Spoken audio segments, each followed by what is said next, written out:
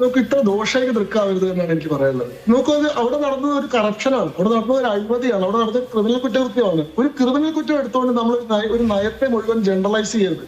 ആ തെറ്റ് ചെയ്തിട്ടുള്ള ആൾക്ക് മതിയായിട്ടുള്ള ശിക്ഷ കൊടുക്കണം, അതിനെതിരെ നടപടി ഉണ്ടാവണം എന്നല്ലാതെ ഇങ്ങനൊരു സംഭവം നടന്നു അതുകൊണ്ട് ഈ പോളിസി മുഴുവൻ അബദ്ധമാണെന്നൊക്കെ നമ്മൾ ജനറലൈസ് ചെയ്യുന്നത് എങ്ങനെയാണ്?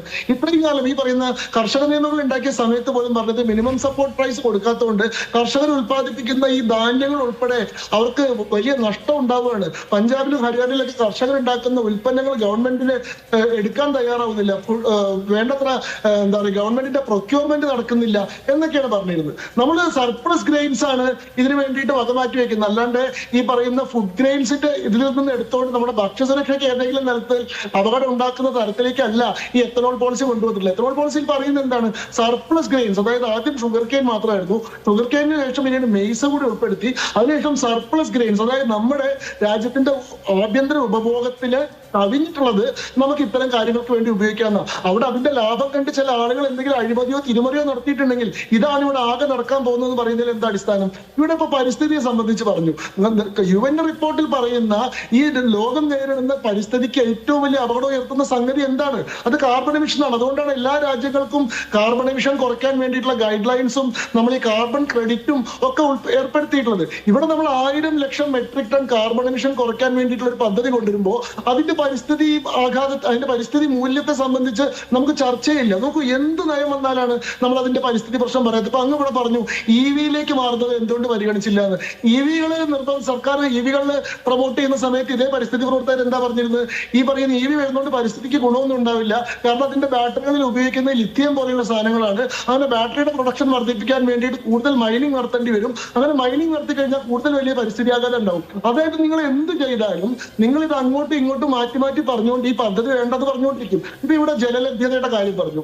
എന്താണ് ഈ എത്തനോൾ പ്രൊഡക്ഷന്റെ ഈ പറയുന്ന വാട്ടർ കൺസംഷൻ? ഇവർ പറയുന്നത് വിർച്വൽ വാട്ടറിന്റെ കണക്കാണ്. അതായത് 1 കിലോ ഈ കരിമ്പ് ഉൽപ്പാദിപ്പിക്കാൻ 3000 ലിറ്റർ വെള്ളം വേണമെന്ന് പറഞ്ഞിട്ടുള്ള വിർച്വൽ വാട്ടർ. അത് യഥാർത്ഥത്തിലുള്ള വെള്ളത്തിന്റെ ഉപയോഗമല്ല. ഒരു പ്രൊഡക്റ്റ് അതിന്റെ ആദ്യത്തെ ആരംഭം മുതൽ അതിന്റെ അവസാനം നമ്മൾ പാക്ഡ് ഉൽപ്പന്നമായിട്ട് അത് വിപണിയിൽ എത്തുന്നത് വരെ ആകെ ഉപയോഗിക്കപ്പെടുന്ന വെള്ളത്തിന്റെ കണക്കാണ്. ആ കണക്ക് എടുത്തിട്ട് നിങ്ങൾ അതിന്റെ ജലത്തിന്റെ ഉപയോഗം കൂട്ടില്ലാന്ന് പറഞ്ഞാൽ ഒരു സംഗതി നിങ്ങൾക്ക് ഉപയോഗിക്കാൻ പറ്റില്ല. ഒരു കപ്പ് ചായ ഉണ്ടാക്കാൻ ആവശ്യമുള്ള വാട്ടർ കൺസംഷൻ എന്ന് പറയുന്നത് 150 ലിറ്റർ ആണ്.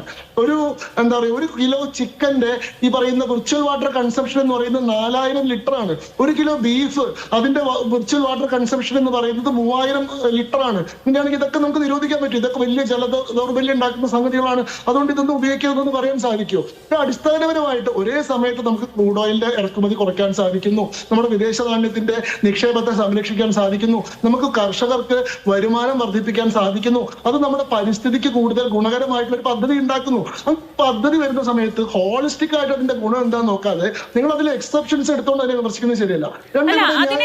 അങ്ങനെ വിമർശിക്കുന്നില്ല. നമുക്ക് ആത്യന്തികമായി നമുക്ക് ഒരു സുസ്ഥിരമായ പദ്ധതികൾ തന്നെയാണ് നമുക്ക് വേണ്ടത്, സുസ്ഥിരമായ പ്ലാനുകൾ തന്നെയാണ് വേണ്ടത്, അതിലൊന്നും ഒരു സംശയവും ശങ്കു. പക്ഷേ ആ ട്രാൻസിഷന്റെ കാര്യമാണ് ചോദിക്കുന്നത്. അതിന് ഒരു സ്മൂത്ത് ട്രാൻസിഷൻ അല്ലേ വേണ്ടിയിരുന്നത്? ഇങ്ങനെ എടുത്ത് ചാടി പെട്ടെന്നൊരു മാറ്റത്തിലേക്ക് പോകുമ്പോഴല്ലേ ഈ പ്രശ്നത്തെ കുറിച്ച് ഇവരെല്ലാവരും പറയുന്നത്? ട്രാൻസിഷന്റെ കാര്യം ഞാൻ ശ്രീജയോട് ചോദിക്കാം. ശ്രീജ പറഞ്ഞു നിങ്ങൾ വാർത്തയൊക്കെ അവതരിപ്പിക്കുന്ന ആളായതുകൊണ്ട് നിങ്ങൾക്ക് E20യെ പറ്റി അറിയാം, പക്ഷെ നിങ്ങളുടെ വീട്ടുകാർക്കോ സാധാരണ മനുഷ്യർക്കോ ഇതിനെപ്പറ്റി അറിയില്ലെന്ന് പറഞ്ഞു. ആർക്കും ഉത്തരവാദിത്തമായിരുന്നു ജനങ്ങളെ അറിയിക്കേണ്ടത്? നിങ്ങൾ മാധ്യമങ്ങൾ ഗുരുതരമായിട്ടുള്ള കൃത്യവിലോപം നടത്തി, നിരുത്തരവാദിത്തപരമായിട്ടുള്ള മാധ്യമപ്രവർത്തനം നടത്തി. 2001 മുതൽ ഈ രാജ്യത്ത് നടപ്പാക്കിക്കൊണ്ടിരിക്കുന്ന ഒരു പദ്ധതി, 2004 റോൾ ഔട്ട് ചെയ്തിട്ടുള്ള പദ്ധതി, 2013 ഗസറ്റിൽ വിജ്ഞാപനം ചെയ്തിട്ടുള്ള പദ്ധതി, 2014 മുതൽ തുടർച്ചയായിട്ട് നടന്നുകൊണ്ടിരിക്കുന്ന പദ്ധതി, E10 വാഹനങ്ങൾ വർഷങ്ങളായിട്ട് ഉപയോഗിച്ചുകൊണ്ടിരിക്കുന്ന രാജ്യത്ത് 2021 NITI Aayog road map പുറത്തിറക്കുകയും 2021 August മാസത്തിൽ Hindustan petroleum, Bharat petroleum, Indian oil corporation പോലെയുള്ള കമ്പനികൾ ഡെഡിക്കേറ്റഡ് എത്തനോൾ പ്ലാന്റുകൾ സ്ഥാപിക്കാൻ വേണ്ടിയിട്ട് പ്രൈവറ്റ് ഇൻവെസ്റ്റ്മെന്റ് ക്ഷണിക്കുകയും അതിന്റെ അടിസ്ഥാനത്തിൽ എത്രയും വലിയ ഡെഡിക്കേറ്റഡ് എത്തനോൾ പ്ലാന്റുകൾക്ക് വേണ്ടിയിട്ട് വിദേശ നിക്ഷേപം ഉൾപ്പെടെ ഇന്ത്യയിൽ നടക്കുകയും അതിന്റെ അടിസ്ഥാനത്തിൽ പബ്ലിക് സെക്ടർ ബാങ്കുകൾ 1 ലക്ഷം കോടി രൂപയുടെ ലോണുകൾ ഇൻവെസ്റ്റ്മെന്റ് ഈ രാജ്യത്ത് നടപ്പാക്കുകയും ചെയ്തിട്ടുള്ള ഒരു പദ്ധതി 5 കൊല്ലം കഴിഞ്ഞിട്ട് അതിന്റെ ഇതിന്റെ റിയലൈസേഷൻ സ്റ്റേജ് വരെയും സാധാരണ മനുഷ്യരുടെ വിവരത്തിലേക്ക് എത്തിയിട്ടില്ലെങ്കിൽ നിങ്ങൾ എന്ത് പണിയാണ് ഈ നാട്ടിൽ എടുത്തുകൊണ്ടിരിക്കുന്നത് നിങ്ങൾ സ്വയം ആലോചിക്കണം. സർക്കാരിന്റെ ട്രാൻസാക്ഷന്റെ കുഴപ്പമല്ല, ശരിയായിട്ടുള്ള വാർത്തകൾ ജനങ്ങളിലേക്ക് എത്തിക്കുന്നതിന് പകരം സെൻസേഷനലിസത്തിന്റെ മുകളിൽ നിങ്ങൾ ചുറ്റി തിരിഞ്ഞുകൊണ്ടാണ് ഈ ഉത്തരവാദിത്വം ഉണ്ടായത്. മൂന്നാമത്തെ കാര്യം ഞാൻ പറയട്ടെ, ഈ പറയുന്ന ഈ വിലവർധനയുടെ കാര്യം പറഞ്ഞു. ഇപ്പോഴാണോ ഇതിന്റെ വിലവർധന ഉണ്ടാവുക? ഇത് അദ്ദേഹത്തിന് അറിയാതെയൊന്നുമല്ല. ഇപ്പൊ നമ്മൾ ഈ മെയ്സ് ബേസ്ഡ് എത്തനോൾ എന്താ പറയാ പെട്രോളിയം നമ്മളിപ്പോ പ്രൊക്യൂർ ചെയ്ത് കർഷകരെടുത്തും പ്രൊക്യൂർ ചെയ്യുന്നത് 71 രൂപയ്ക്കാണ്. 71 രൂപയ്ക്ക് എടുക്കുന്ന പെട്രോൾ ഇതിന്റെ GST മറ്റു സംഗതികൾ വരുമ്പോ നോർമൽ പെട്രോൾ ഇതിന്റെ റേറ്റിലേക്ക് തന്നെ വരും. ഇതിന്റെ ഗുണം കിട്ടുക എപ്പോഴാണ്? അതായത് നാളെ ക്രൂഡ് ഓയിലിന്റെ വില വല്ലാതെ വർദ്ധിക്കുകയും അന്താരാഷ്ട്ര വിപണിയിലെ എണ്ണയുടെ വില കണക്കില്ലാതെ കുതിക്കുകയും ചെയ്താൽ നമുക്കിവിടെ പ്രൈസ് സ്റ്റെബിലൈസ് ചെയ്യാൻ പറ്റും. അങ്ങനെ സ്റ്റെബിലൈസ് ചെയ്തിട്ടുണ്ട്. കഴിഞ്ഞ 10 വർഷത്തെ എത്രയോ കൺസപ്ഷൻ കൊണ്ട് നമ്മുടെ നാട്ടിലുള്ള വ്യത്യാസം ഒന്ന് ആലോചിച്ച് നോക്കൂ.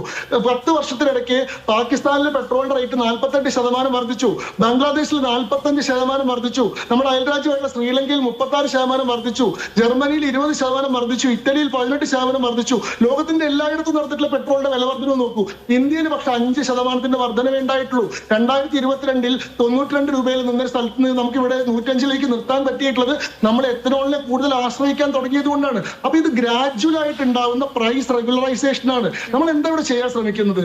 നമ്മുടെ ഇന്ത്യൻ വിപണിയിലുള്ള ആകെ പെട്രോളിന്റെ 20% ഇന്ത്യയിൽ നിന്ന് തന്നെ ഉത്പാദിപ്പിക്കുന്നതാവുമ്പോൾ മൊത്തം സ്റ്റോക്കിന്റെ 5-1 ഭാഗം ഡൊമസ്റ്റിക് പ്രൊഡക്ഷനായി മാറുകയാണ്. അതുകൊണ്ട് അന്താരാഷ്ട്ര വിപണിയിലെ സാഹചര്യങ്ങളും പെട്ടെന്നുള്ള യുദ്ധങ്ങളും എല്ലാം പെട്രോളിയം പോലെയുള്ള സംഗതികളുടെ പ്രൈസ് ഫ്ലക്ച്വേഷൻ നടത്താതെ നമുക്ക് ആഭ്യന്തരമായിട്ടൊരു സുരക്ഷിതത്വം ഉറപ്പുവരുത്താൻ ശ്രമിക്കുകയാണ് ചെയ്യുന്നത്.